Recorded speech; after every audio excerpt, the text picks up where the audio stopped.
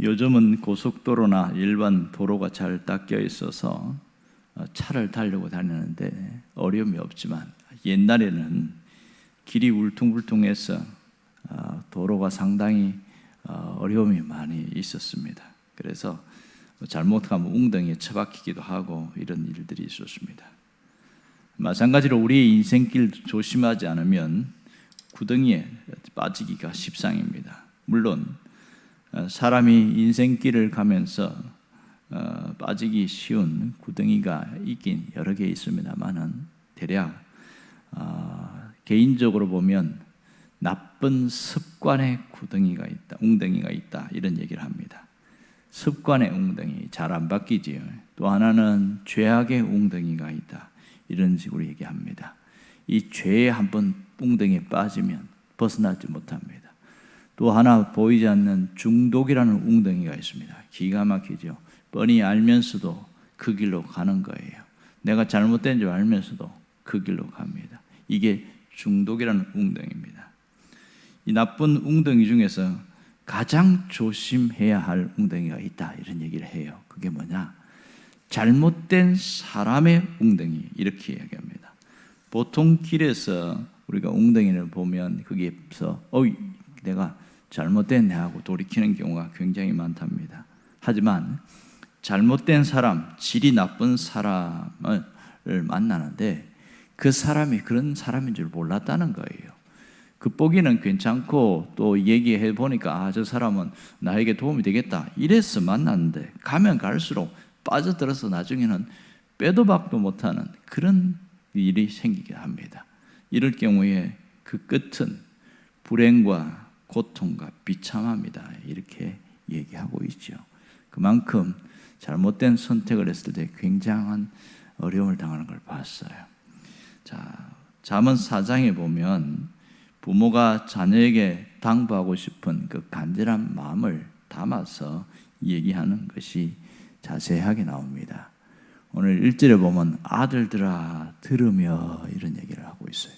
그리고 오늘 10절에서도 내 아들아 들으라, 이런 얘기를 하고 있고, 또 20절에도 보면 내 아들아 귀를 기울이라, 이렇게 반복하고 있습니다. 자, 여기서 내 아들아 하는 것은 부모가 자녀에게 하는 말이죠.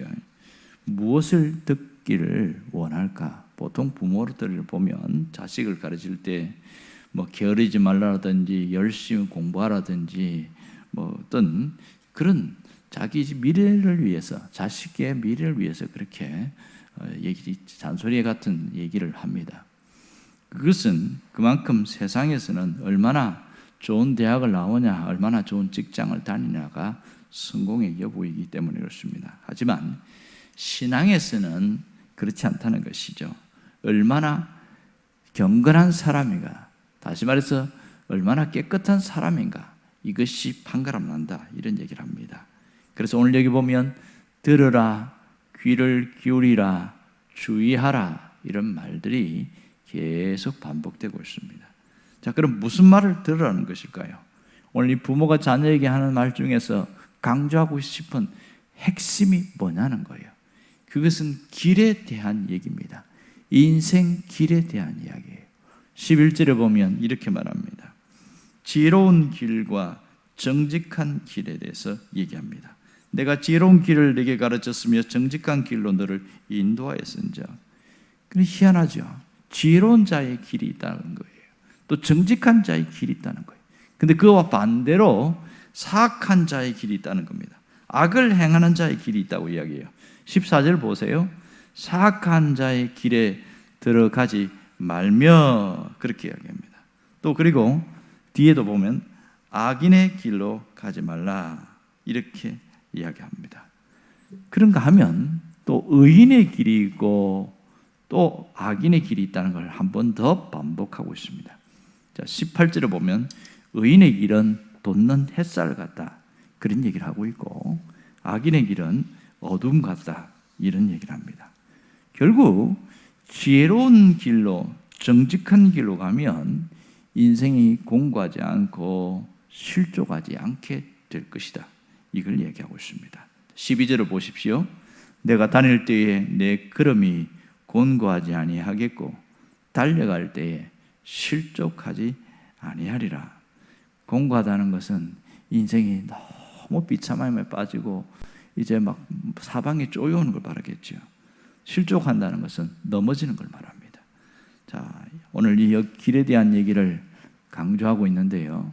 여기서 주신 핵심 메시지가 뭘까요? 모든 인생 신앙의 길을 가는 사람들은 순례자의 길을 간다, 이런 얘기합니다. 그러니까 하나님의 뜻을 향하여 이동하는 순례자임을 잊지 말라는 것이죠. 우리의 인생길에는 암초와 함정이 많이 있습니다. 그런데요, 어디가 암초인지 어디가 함정인지 잘 모릅니다. 저 사람이 암초라고 생각하면 피하겠지요. 저것을 결정하면 내 인생이 완전히 함정에 빠진다고 하면 그런 결정 안 하겠지요. 하지만 모르기 때문에 그를 만나고 그 길로 가는 겁니다. 결국은 여기서 강조하고 있는 게 뭡니까? 하나님의 말씀이 우리를 지혜롭게 하고 하나님 말씀을 붙들 때 지혜로운 자, 정직한 자의 길로 간다, 그 얘기를 강조하고 있는 겁니다.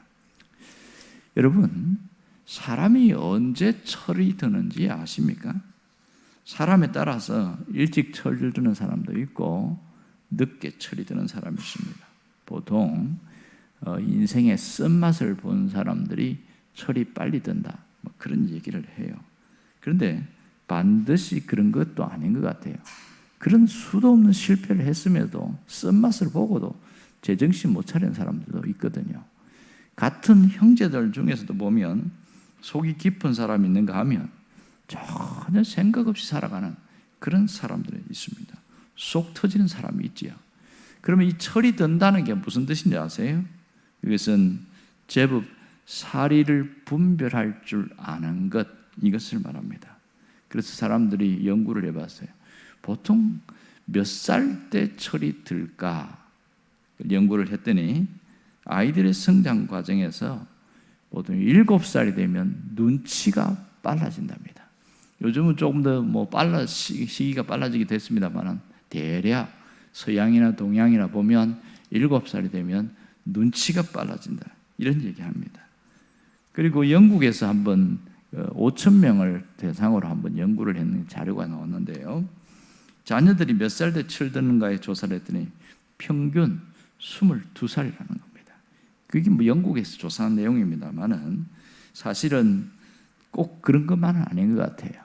우리나라 속담 보면 철들자 망령이라, 이런 얘기가 있습니다. 이제 철이 들어서 늦게 들어서 알만한 때가 됐는데 너무 늙어버려서 아무것도 할 수 없는 그런 상태, 그것을 그렇게 속담으로 만든 모양입니다. 자, 여러분, 나이가 들어서 철이 든다는 것 굉장히 중요합니다. 특별히 신앙인들 중에서도 철이 안 든 사람들이 많습니다. 그런 사람들은 하나님의 말씀이 뭔지 분별을 할 줄 몰라요. 그런데요, 예수 믿은 지 얼마 안 됐지만은 철든 사람은 말씀을 분별할 줄 알아요. 아, 내가 어느 길로 가야 되겠다, 정확하게 이해합니다. 여러분, 부모는 자식이 철이 빨리 들기를 바라고, 그리고 잘 되기를 바랍니다. 지혜로운 자가 되기를 원합니다. 이것은 하나님도 마찬가지죠. 하나님은 왜 끊임없이 이 말씀을 통해서 우리에게 주십니까? 그것은 인생을 살아가면서 빨리 철들기를 바라는 거예요. 그리고 불행한 길이 아니고 행복한 길로, 또 실패자가 아니고 성공하는 길로 가기를 원하는 것이지요.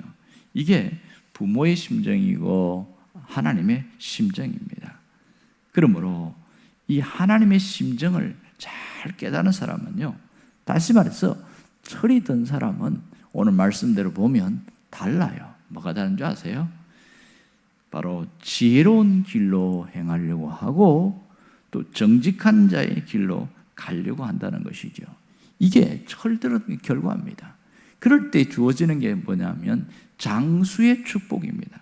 10절을 보십시오. 여기 보면 내 아들아 들으라, 내 말을 받으라, 그리하면 내 생명의 해가 길리라. 장수를 말하고 있습니다.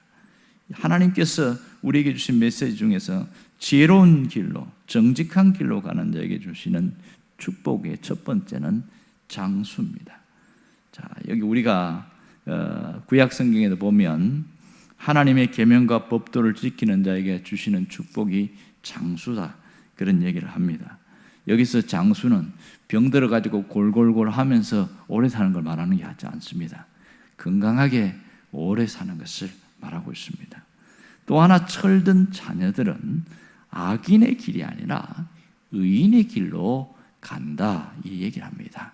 철이 들은 사람들은 내가 정신 차려야지 하고 의인의 길로 간다는 거예요. 그럴 때에 주어지는 축복이 창대함입니다. 창대하게 되리라, 이게 그 축복이에요. 18절과 19절을 보세요. 의인의 길은 돋는 햇살 같아서 크게 빛나 광명에 이른다, 이렇게 이야기합니다. 여기서 돋는 햇살은 아침 햇살을 말합니다. 아침 햇살은 그렇게 강하지 않습니다. 해가 떠오를 때에 유명한 사진 작가들이 사진 찍는 거 보면 그냥 그럴만합니다. 그런데 조금만 지나면 눈이 부셔서 태양을 바라볼 수가 없는 것이죠. 여기 광명이라는 것은 낮 12시를 말합니다. 정오의 빛은 얼마나 강한지 몰라요. 이게 의인의 길로 갈 때 하나님이 이렇게 하신다는 겁니다. 창대하게 하신다는 거죠. 그런데요, 악인의 길은 어둠 같아서 걸려 넘어져도 자기가 왜 걸려 넘어진지 깨닫지 못한다, 이런 얘기를 하고 있습니다.